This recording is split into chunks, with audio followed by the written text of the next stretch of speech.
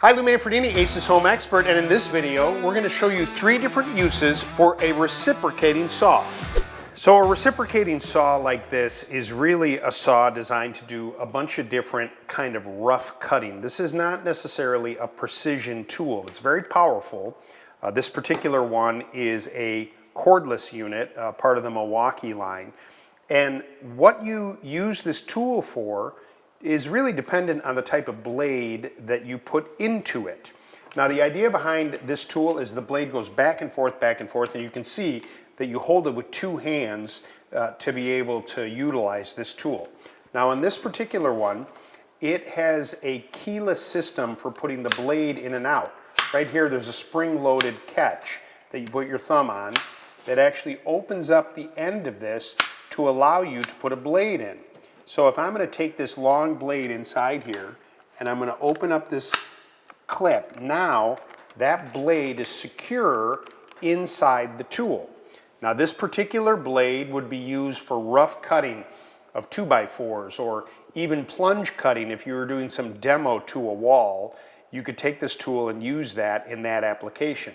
So for this tool now, I'm going to come over to this board and show you how quickly you can cut this board. Now also, this is a fence right here on the tool, and you can adjust this fence in or out by squeezing these 2 buttons here and bringing it out.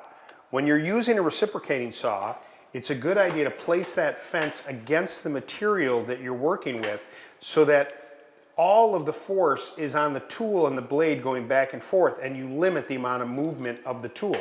So I'm going to go ahead and start the blade off of the material.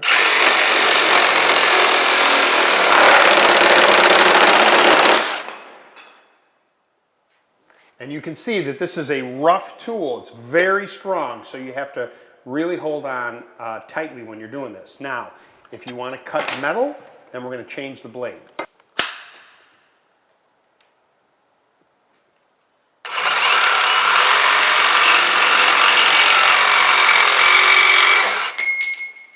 For plunge cutting for a demo like this, you're going to actually take the saw away from it, and as you enter the wall for demolition, you're going to turn it on and then pull it as you penetrate the wall.